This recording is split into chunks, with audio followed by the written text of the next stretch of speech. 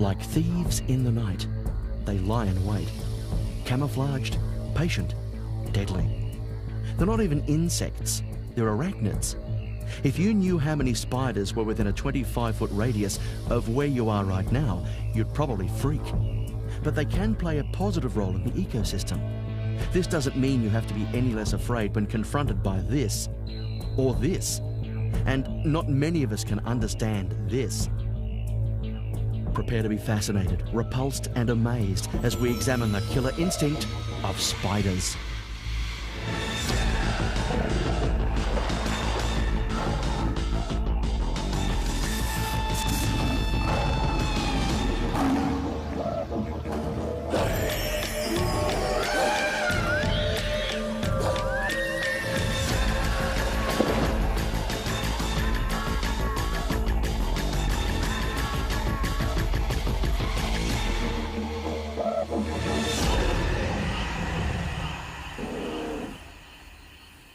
I've been playing with dangerous animals all my life, and you might find this hard to believe. When I was a kid, I used to be terrified of spiders. If I actually saw a huntsman crawling up a wall, it'd send shivers down my back. But then I was catching deadly snakes. So I thought to myself, if I'm not frightened of the snakes, why should I be frightened of a spider? So I overcame my fear by catching redbacks. Now, I'm still a little worried about them, especially if I come across one unexpected. But once I can see them, I'm pretty right with them.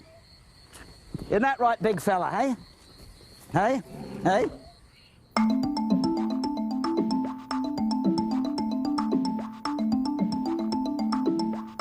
Spiders are among the most ancient creatures on the planet.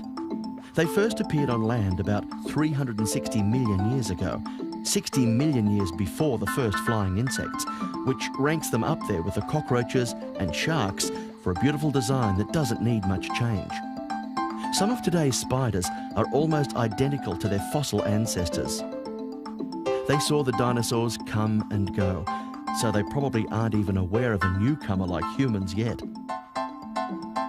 We've been around less than 10 million years, but our ancestors were monkeys that evolved in forests and plains, and humans have a deep instinctive fear of spiders. Their deadly venom, the perfect geometry of their webs, the female devouring the male after sex.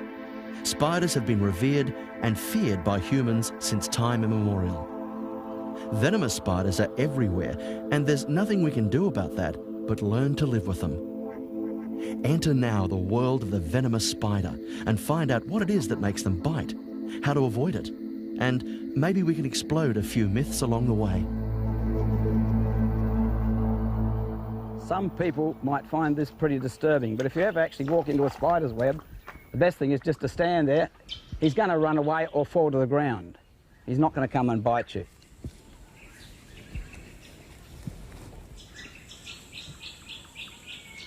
Here we've got a tarantula.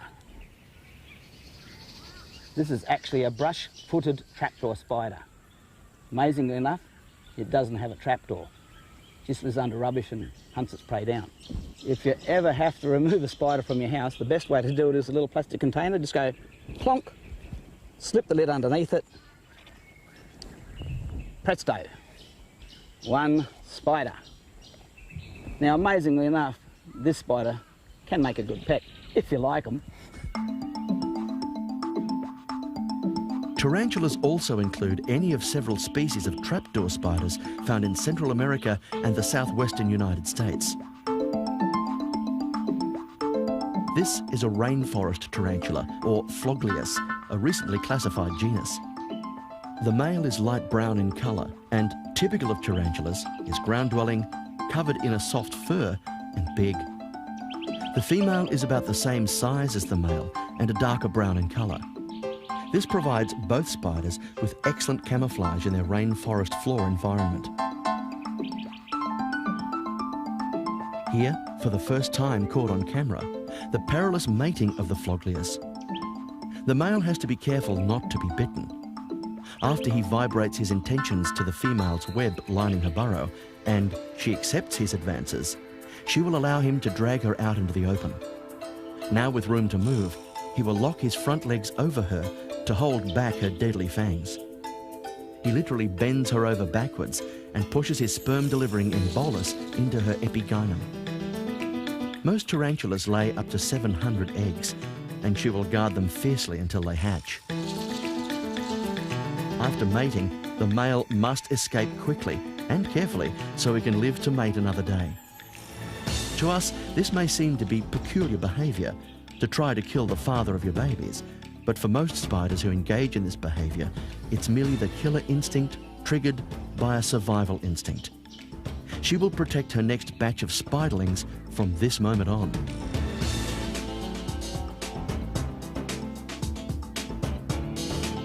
What we commonly call tarantulas are ground dwellers that sometimes bite people, although the venom is not considered dangerous to humans. But while the bite is not fatal, it is extremely painful.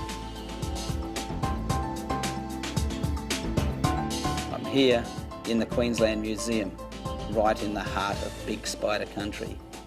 Now, 300 million years ago, if you thought dinosaurs were big, take a look at this fossil of a spider. That's his abdomen, his thorax and his head. His legs are about as fat as my fingers, and he would have been about this round. Imagine him crawling across in the middle of the night. To find out more, why don't we ask someone who works with spiders every day? The trapdoor and funnel web spiders are fascinating creatures. They've lived on the earth for as long as any other spiders, hundreds of millions of years. And on top of that, they are themselves very old animals. They live for up to 20, 25 years, some of them in captivity. They take 5 to 7 years to mature, and then they mate only once a year. Once the male gets to maturity, in 7 years he dies.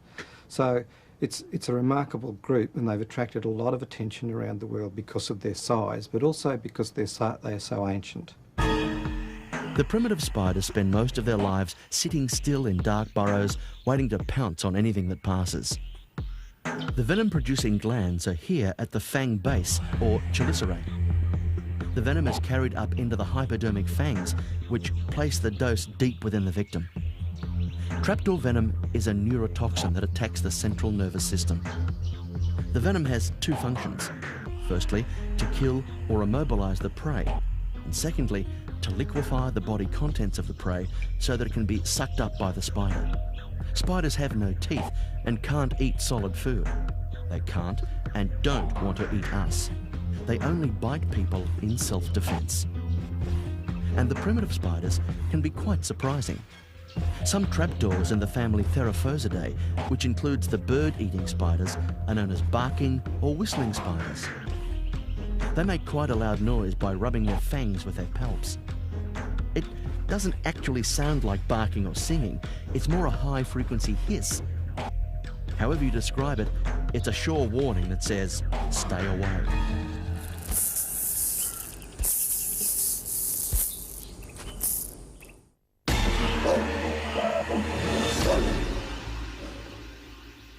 Because primitive spiders have been around for so long, they're really good at what they do.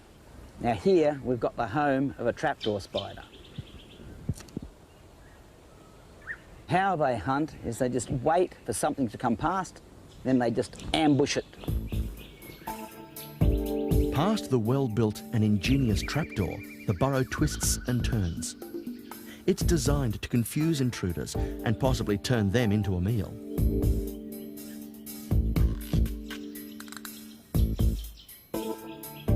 The trap can also be locked or held shut by the spider, increasing concealment and security. In the wild, trapdoor spiders prey on the weak and unwary. They're called bird-eating spiders because they will eat small birds and chicks which fall from nests. Or, as in the case here, an abandoned baby mouse.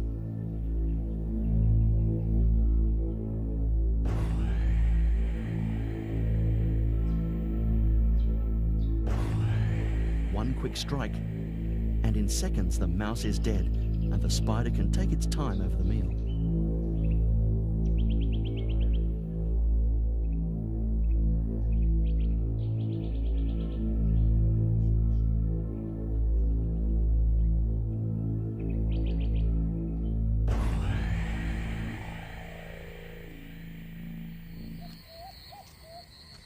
Rob Reddle and his friend John Robbo Robinson are up in the Cape.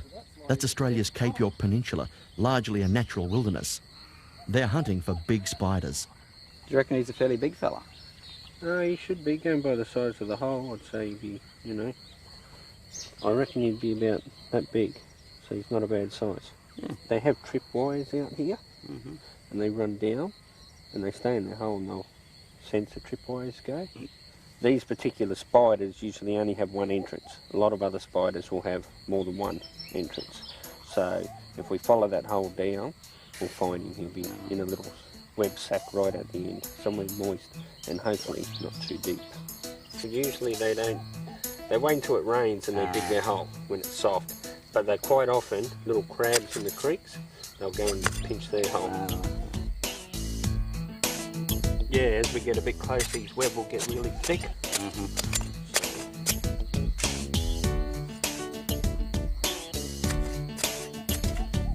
That's not a bird spider, mate, that's a trapdoor. Well, I'd say he's pinched the hole. Either something's happened to the bird-eating spider, he's died, or this time of the year, if that hole belonged to a male, he's probably out searching for a female somewhere. Alright. So, if he returns, he'll kill that spider and eat it. What do you think of that? There we go. Oh, yeah. He's still a good size for a trapdoor. He's a good size for a trapdoor. Yeah, he's got fangs a bit like a huntsman, they come in from the side. Side, yeah. But he's a lot more venomous than a huntsman, this fella. Yeah. You're not frightened of him, are you, John? I'm not a big lover of spiders. Queensland University, I love him. Captured spiders like this are taken to museums or private enthusiasts who do research in their homes. Get some leaves and we'll spray with some water later. A little bit of soil wet. We'll have to wet it up later though. You put him in.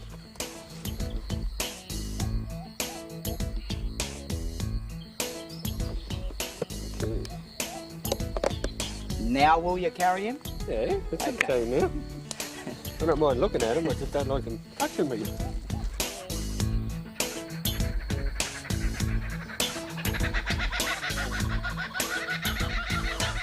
You might not believe this, but some people genuinely love spiders. I'll bet the neighbours don't know what Kurt Walker's keeping here in his room. Kurt not only keeps and breeds spiders, he also collects their venom for research.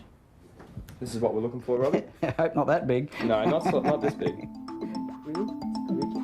Kurt keeps many kinds of tarantulas, mostly from the United States. About 65 in all. His favourites are the theraphosids, especially those bird-eating spiders. He has many breeding pairs. They're something that I have a fascination for. They are an old-world spider, so as you can imagine, they're perfect indicators of a healthy environment, and they are one of the most sensitive arachnids around. They're very, very sensitive to movement, vibration, and actually sense of smell. They can actually smell the pheromones or hormones excreted from one spider for up to a kilometre away just from the hairs on their legs. And each spider has a certain group of characteristics which it will perform, but as you can imagine, depending on the actual individual, will depend on what the spider will or won't do when you actually enter the enclosure. I can actually get them to bite, I can get them to run away, or I can get them to play dead depending on the stimuli at the time. But this is far more than just an extreme hobby. Kurt Walker is involved in important research. We're currently undergoing venom research. As you can imagine, each group of animals has a different toxicology, different makeup of their venom. We're trying to explore exactly what these actual makeups are. Venom research is becoming big business in the search for new pesticides, medicines, and of course antivenines. Well, what we'll in fact do with the theraphosids, they don't extrude venom like a funnel web does, so we'll actually anaesthetise the animal, put it into a plastic bag, and use an electronic stimuli to actually extract the venom from their actual chelicera or their fang base. The venom is analysed in places like here in the Toxic Pharmacology Lab in the University of Queensland. New venoms are analysed for their active ingredients. Further study of a particular poison means extracting it from the venom to get a workable amount. And in the case of many spiders, that takes time, as the amount of venom they produce is quite small. Here, they're looking at the analysis of the theraphosid venom Kurt milked earlier. The active ingredient is a neurotoxin. It's deadly to humans, but not in the amounts here. However, it could be a useful pesticide, But to conduct some trials on its possible commercial value, we'll need to get about 1,000 times more venom than we've got here. But when Kurt's away doing analysis like this, who looks after his pets? Well, Kurt and I have been married for a few months now, and at first a lot of people used to ask me, did it bother me that Kurt has all these types of animals in the house? And it doesn't really. I'm a real animal person myself, and especially the spiders. I used to work with spiders a lot, and I really dig how the females are dominant in the spider race, and the males actually, some of them have these specially designed little feet to actually hold back the females while they have sex, and then afterwards the female turns around and eats him. Go girl. Kurt Walker reckons once you get to know them, they're not as fierce as they look. In fact, he thinks they're quite cute. Ooh, I think I'll stick that to some crocodiles.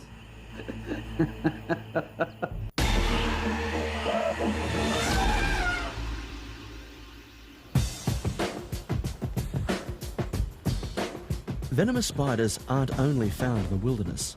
In fact, some of the most common garden spiders can be the most dangerous, depending of course on where you live.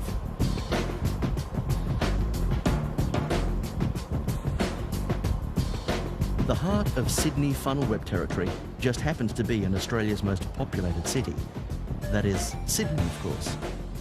The aptly named Sydney funnel-web, the world's deadliest spider and among the deadliest of creatures in existence, is responsible for the deaths of 60 people during the last century. I'm not here for a backyard barbecue. I'm looking for a deadly spider. In fact, the deadliest spider in the world. These spiders live in burrows under the ground and they like moist places, so pot plants are a good place to start. Web. Just shift these pot plants out of the way. I'll get rid of the web. Here's the entrance to his burrow. That comes out of it. Now there she is. Let's get her to go in this little bottle so we can have a good look at her. There you go, there you go. Yep, here she goes. The Sydney funnel-web, a very primitive but famous spider, very efficient hunter. It's an ambush predator, pouncing on anything that walks past its burrows. And isn't she a beauty? As you can see, it's not like they're hard to find. Urban areas can be crawling with them. The female isn't much of a problem. She rarely leaves the safety of her burrow and can live more than 12 years. But it's the males that bite people. In the breeding season, they stop eating and set out across the countryside searching for a female. Often, that countryside is someone's backyard. They are aggressive and much more venomous than the female, and they have been known to attack without provocation. After wandering around all night looking for a girlfriend, you never know where he'll end up at dawn. Morning, Red. Okay, fellas. In Sydney, you take a second glance before reading the newspaper in bed. Even after 48 hours at the bottom of a swimming pool, they're still dangerous. The Atrax toxin in this spider's fangs is one of the most powerful poisons known. Now, it is particularly deadly to humans and monkeys. Yet this spider doesn't eat humans or monkeys. Now, 500 miles north of us, there's another funnel web that makes this one look quite tame. Can you jump up with me?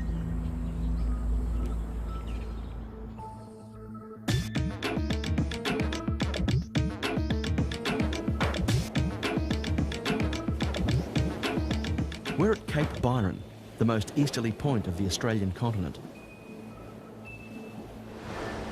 Those mountains you see to the west are the home to the most terrifying funnel web spider of them all, the northern tree funnel web. This spider is more than twice the size of the deadly Sydney funnel web. 20 years ago, a young forestry worker was the first recorded person to be bitten by this fearsome spider. The northern tree funnel web's Latin description includes the name formidabilis, which means terrifying. It lives in jungle trees and can be found up to 100 feet above the ground. The venom from both males and females has shown to be more toxic than the male Sydney funnelweb. It preys on geckos, frogs and insects, much as the ancestors of all funnelwebs lived in the ancient jungles of Gondwana land. And now and then, a human like Jeff Hansen gets in the way. Well, I reckon I was the first recorded bite of a tree funnelweb. I bet plenty of men died in the bush back in the old days and no one knew what it was then.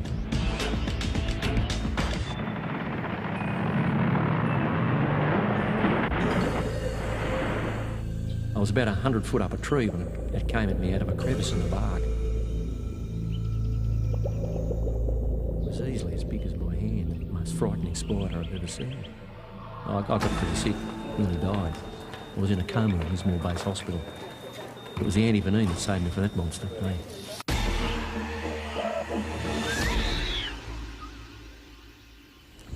We know at least 60 people have been killed by the bite of the funnelweb spider, but the figure's probably much higher because very few records remain from early settlement. Eventually there came a breakthrough, and it all started with a man called Dr. Strawn Sutherland. Dr. Sutherland's discoveries have potentially saved the lives of thousands of people. What really triggered him to look for an anti-venin was when his neighbour was bitten. His team had been doing some groundbreaking work with the world's first snake anti-venin, and he thought, why not spider venom? During their 14 years of research, much was learned about the funnelweb spider. The first problem to be overcome was the tiny amounts of venom you can collect from a spider.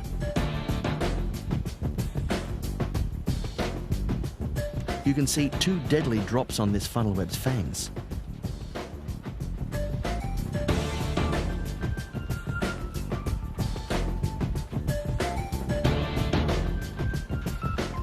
A big brown snake like this produces quite a quantity of venom. A single dose of spider venom would yield a much smaller amount of Atrax toxin, the dangerous component of the venom. Of course, in the late 60s and 70s, there wasn't the computer power we have today. Practically everything was done by hand. But even with all this new technology, some things haven't changed, like the way a spider is milked here at the Australian Reptile Park. Simply stimulate the donor and extract the minute droplets of venom with a pipette. Lynn Abra, the funnelweb lady, finds the job of saving lives humbling. When somebody whose life has been saved by the anti-venom comes along and thanks you, you realise that, the work you do is quite valuable. At the CSL Limited, the Commonwealth Serum Laboratories, anti-venin for spider bite is prepared from the blood of horses. They're dosed with increasing amounts of spider venom until they develop a tolerance. CSL has worked very hard to get very pure anti-venom, and consequently the dangers of getting a reaction to the anti-venom is not so high, so that provided the diagnosis is quick and the doctor is courageous and administers the anti-venom under the correct circumstances, the problems are over and done with very quickly. But if there's any delay in administering the anti-venom or any hesitation because they're not sure, then the problem can go on for days and sometimes even months. The serum that is tolerant to Atrax toxin is separated from their blood and packaged. The final product? The anti-venin. As Rob mentioned earlier, the strange thing about funnelweb spiders is that they are only found in Australia, and this continent has no monkeys, yet, as we mentioned before, the Atrax toxin venom is most deadly to simians, that is, monkey-like creatures. That includes us humans. It's almost as though the spider was especially designed to kill us. And monkeys are neither food nor a predator to a funnelweb spider. Australia has a reputation for being the home to many deadly creatures. An extraordinarily lethal country, writes popular Aussie author Bill Bryson. And looking at the list of creatures the CSL creates antivenoms for, you may be forgiven for thinking so. It's claimed you're more likely to be killed by a champagne cork than a poisonous spider, and more people die from lightning strikes or skiing accidents every year than envenomations from spiders. 80% of Australia's plants and animals exist nowhere else in the world, so we alone have had to learn how to live with these creatures. And as we've seen, not just in the wild, but in highly populated, urbanised communities. So what happens when someone does get seriously bitten with one of the deadliest poisons known to man? Dr. Ian White of Newcastle Mater Hospital. Whenever we hear of a patient who's been bitten by a funnel web, it's a medical emergency. Okay, what's your address? We immediately mobilise our retrieval team. If they're not actually close enough to the hospital to get in within 15 or 30 minutes, then we'll send a helicopter up and get them. They get immediately admitted to the intensive care unit. It's unclear how many people actually get envenomed when they're bitten by funnel webs. Clearly you can be bitten by the spider, and the spider, for whatever reason, decides not to inject any venom at all, and you simply get a dry bite. In the ones that do get sick, they do get sick so quickly and so severely that you need to have them all in an intensive care unit where you can deal with that if the envenomation occurs. There is some evidence that if you actually put a firm compression bandage over a funnel web bite, the venom is actually broken down in the skin and never gets into the body and never causes problems. So that there's actually some therapeutic benefit in putting a bandage on. So even though they might have come in and they're now quite sick, in circumstances where we wouldn't bother with a compression bandage if it wasn't already on in a snake bite, we would do it for a funnel web spider bite. The critical factor is to administer the antivenin as soon as possible. In Australia, learning to live with these creatures means there is antivenin in every hospital where funnel webs are known to occur.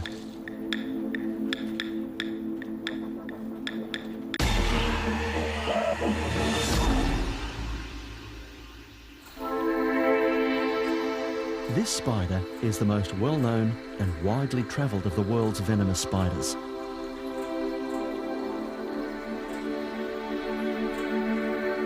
In the United States, it's called the black widow.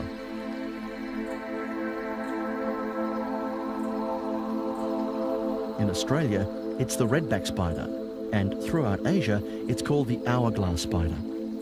Despite the different names, it is generally accepted that it's the same species.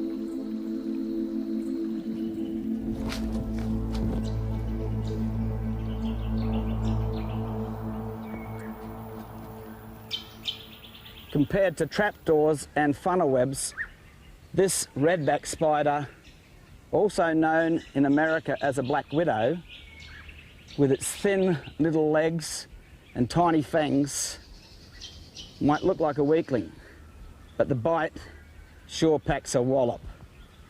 In fact, many thousands of people are bitten by this spider throughout the world, and that's possibly more people than all the other spiders combined.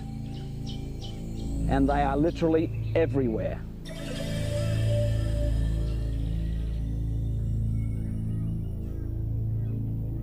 Redback spiders are extremely common.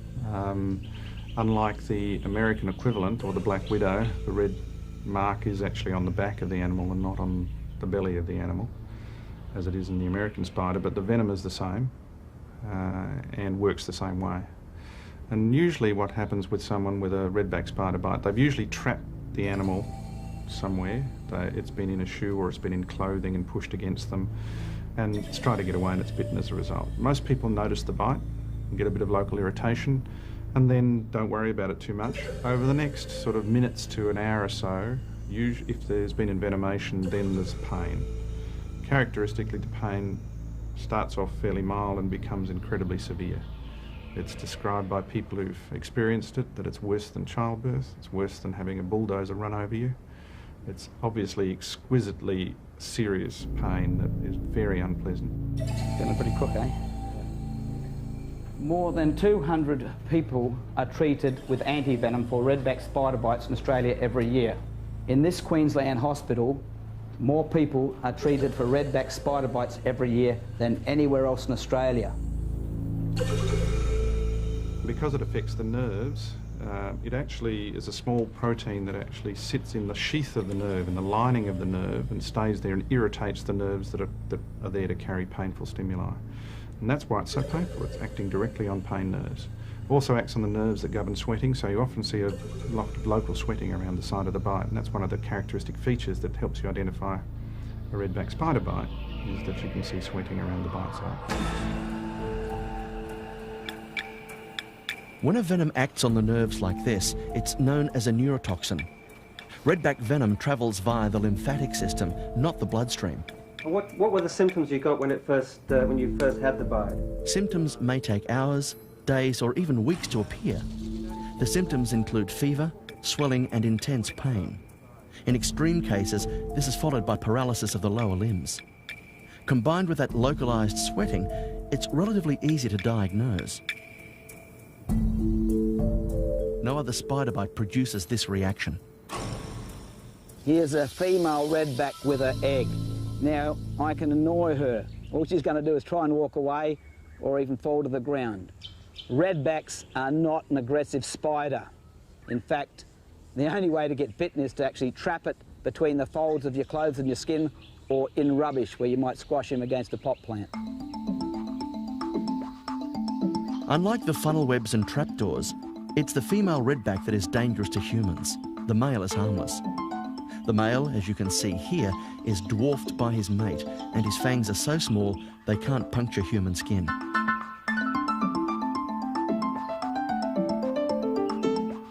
The wimpy-looking male is now trying to woo the female. He's being very cautious. Time and again he tries to convince her he's the one to father her children. And time and again, even while she's busy eating, she rejects him. He's so small, she does this with a single kick.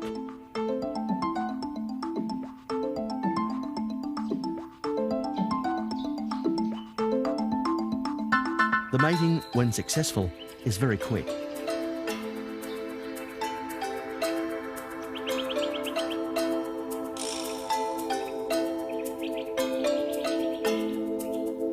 The honeymoon, however, is a disaster. If he's not quick enough in escaping her embrace, he will be her next meal. Dad becomes his offspring's first nourishment.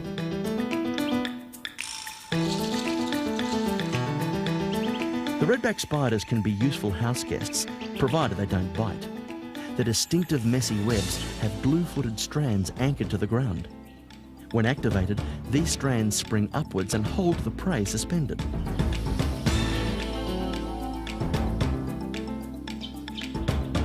Redbacks catch and eat deadly male funnel web spiders, but the staple diet includes flies, mosquitoes, cockroaches, and crickets.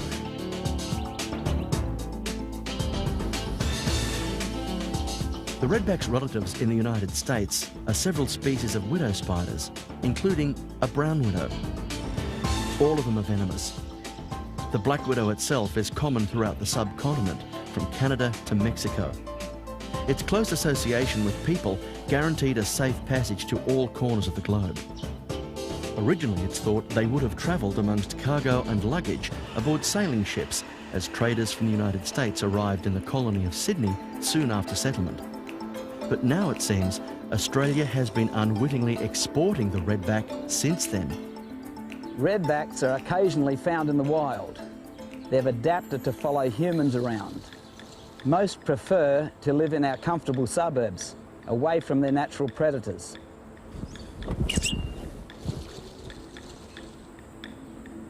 Have you checked your local neighbourhood lately? The Australian redback is one of the most invasive animals that we've ever seen. At first I thought that it was actually not an Australian spider, that had come from somewhere else. But there's clearly good indication that it's come from Western and Southern Australia. However, as well as that, it's been found in very faraway places like in the South Atlantic at Tristan da Cunha, and very recently it's found its way into Osaka in Japan, and there into the Kansai airport, and of course from there it will go around the world. And the other place we've heard it making its way is of course New Zealand. Now we've found another avenue is that the redbacks have now exported themselves to Belgium, going in a container of tents, and despite what the locals thought, the redbacks are surviving very happily in Europe, and it's an Australian animal that's able to take on the rest of the world. It's an export that people do not want. So our problems are becoming the problems of the world.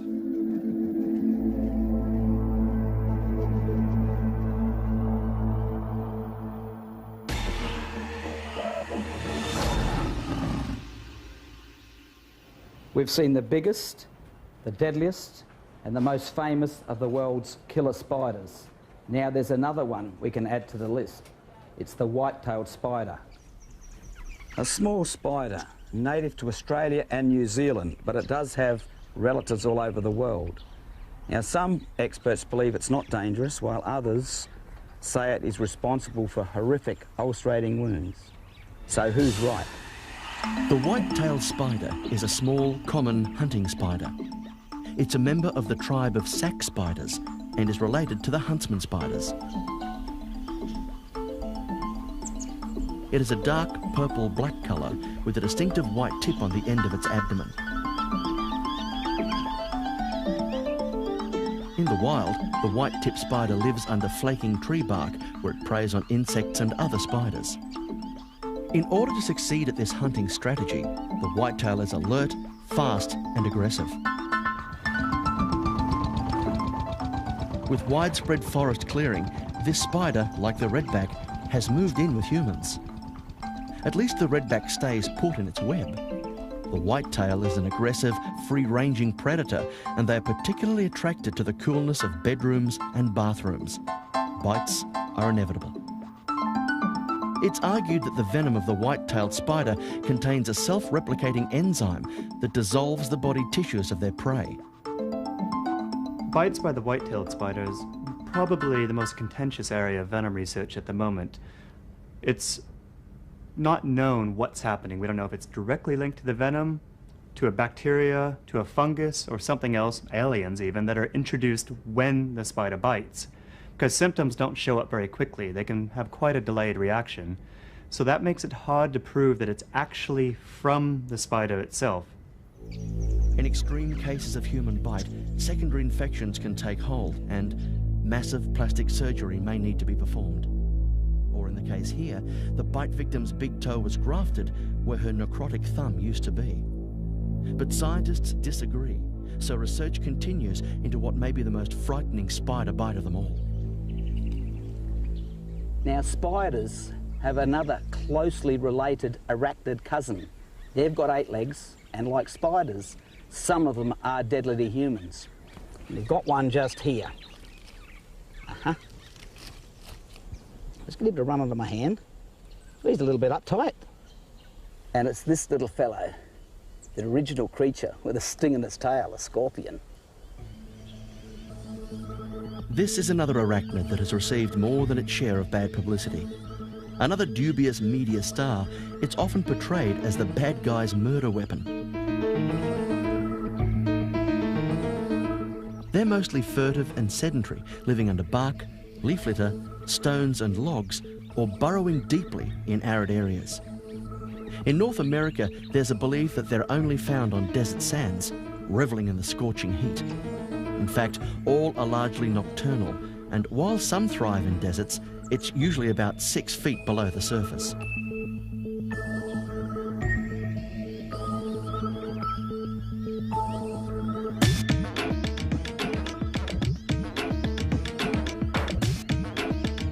Scorpions, like this brown Australian variety, also a close relative of the spider, differs in some significant ways. Its palps, the paired appendages carried ahead of the 8 legs, are enlarged into heavy pincer-armed claws. The abdomen is extended into a narrow, flexible tail. The telson, or end of the tail, is tipped with a sting fed by ducts from 2 venom glands. Here's a yellow sand scorpion quietly waiting for a cricket to enter its strike range.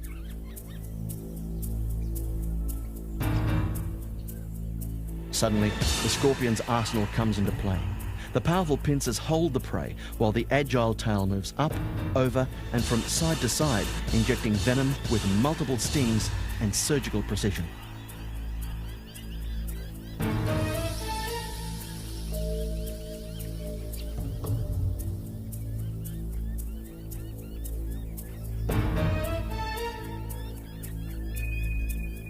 They feed exclusively on live insects and spiders. The sting is usually only used on strong prey. Once immobile, the juices are sucked out.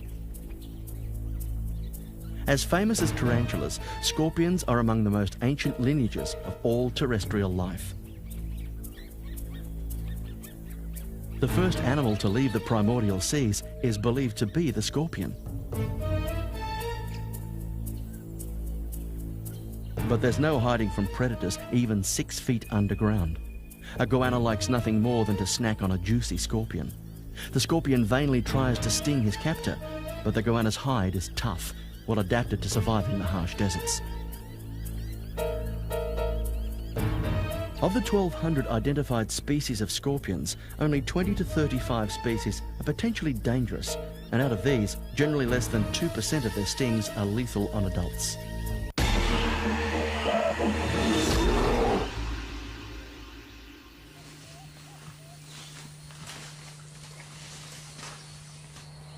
Rob's taken John Robinson out on another spider hunt. And Rob's about to freak out Robbo with his walk into the spider web stunt.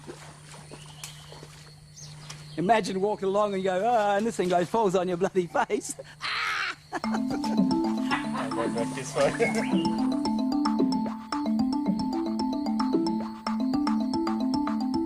This big spider is a golden orb spider. Now you'll notice in the corners of the web up there, the little red ones, they're the males. Now while the female comes down and wraps up and eats that grasshopper, the male can use that diversion to mate with her. Otherwise, if she gets him, she'll eat him. Sneaky little devil. Now this spider isn't, but some spiders can be extremely dangerous. To minimise the risk of being bitten, don't try and kill the animal, because that's the best way to get bitten.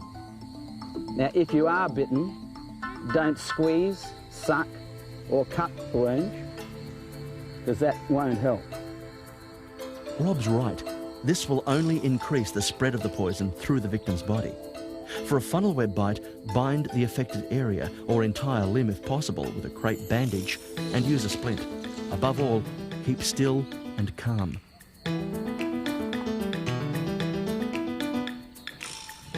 Don't use a pressure bandage for redback or black widow spider bite. Just get quickly and calmly to a hospital. Applying an ice pack will give some relief from the pain.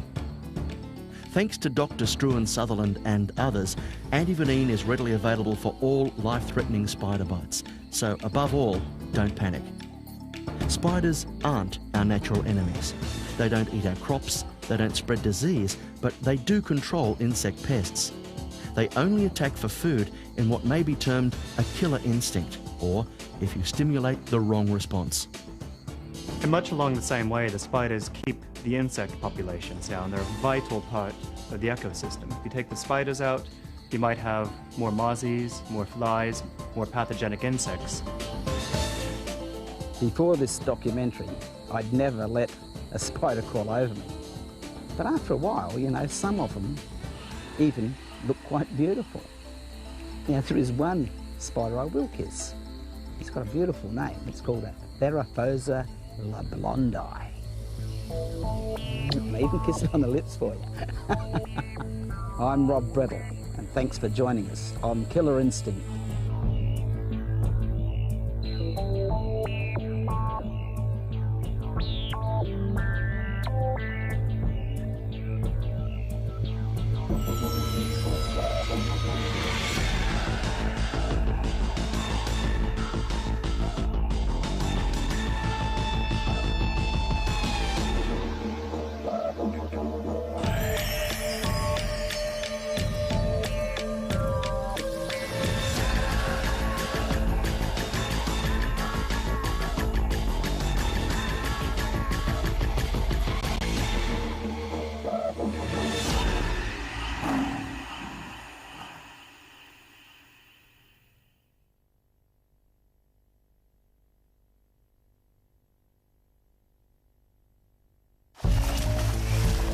Saltwater crocodiles are one of the most treacherous animals on the planet. Yet this man just knowingly entered its territory. We've all heard of never smile at a crocodile. How about kissing them.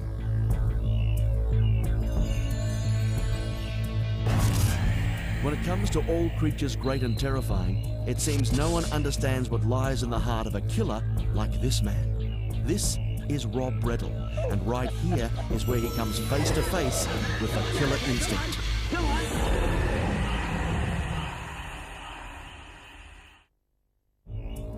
They are one of the world's most misunderstood creatures.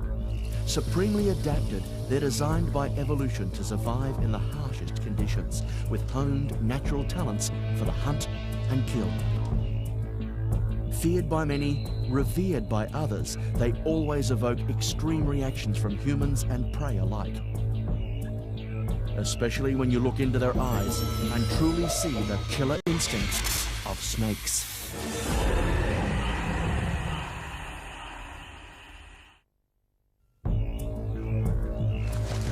The crocodile. The mere mention of its name can strike fear in the human heart. Is this because it's a vicious and violent killer? But this man can kiss crocodiles. These efficient predators outlived the dinosaurs and have deadly hunting equipment. They know a meal will walk right into their home. When that time comes, you'll see the killer instinct of crocodiles.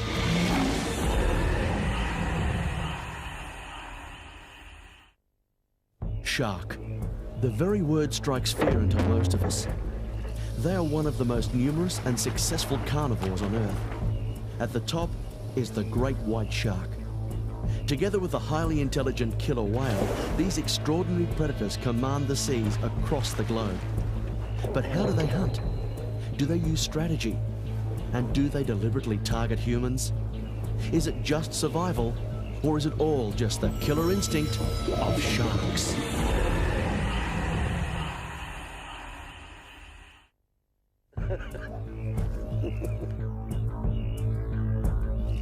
As a killing machine, there are few wild beasts to rival these. They reign supreme over most other creatures in their domain. They are fiercely territorial and defend it aggressively. One look into the eye of the tiger, or the lion, or the cougar is a warning. Don't mess with this cat. If you have a survival instinct, you know they have the killer instinct of the big cats.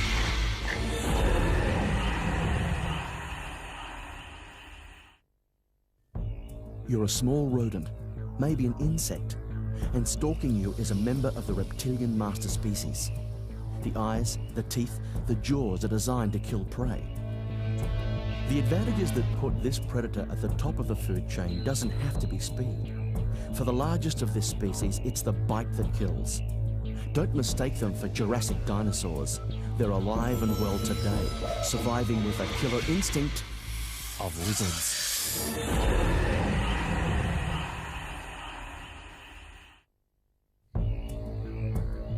Like thieves in the night, they lie in wait.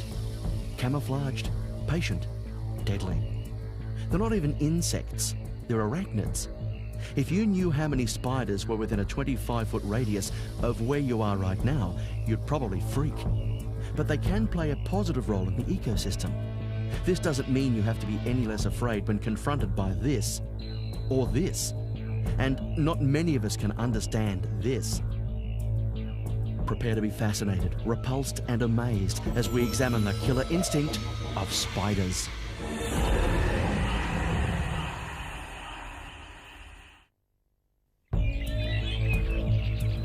As the sun sets over the Australian bush, there is a sound that strikes fear. A sound that echoes in history and chills the hearts of many who have come to know its raw killing power. They hunt in packs, protect their territory, and use their wolf-like cunning and agility to run down the fastest native and domesticated animals, and occasionally even humans. In Australia, the name for public enemy number one is the dingo because of his killer instinct.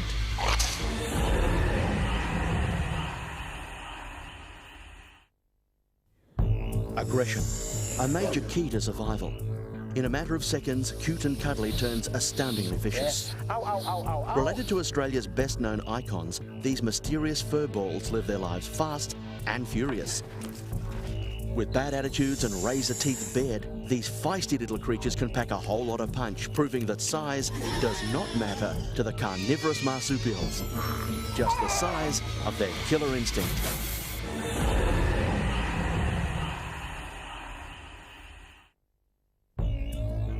A flash of black wing, an evil raspy call, a darting glance, and an attack. They're the birds we moved in with. They adapted to us, but don't mess with the crow or the dive-bombing magpie. And don't take your eyes off that owl, because the butcher bird could still be close by. Their lilting song may hide their true intent, but they could be watching us in our backyards right now with the killer instinct of the urban birds of prey.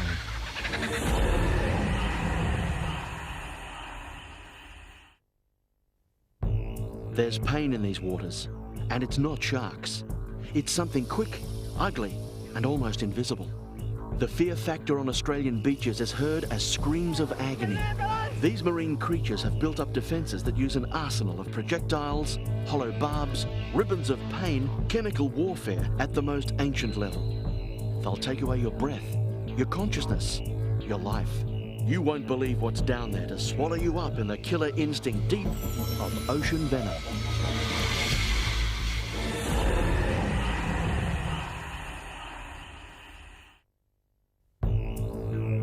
They're a very adaptable species. Swamps, trees, deserts, rainforest. Many hunt down their prey. Others lie in wait, knowing dinner will come along eventually on 4 legs, maybe 2. Rob Riddle sticks his hands into tree trunks, desert holes, and goes headlong in a search for the long and lithe, the fanged and deadly. It's the strike or be struck world where killer instinct fuels the Australian pythons.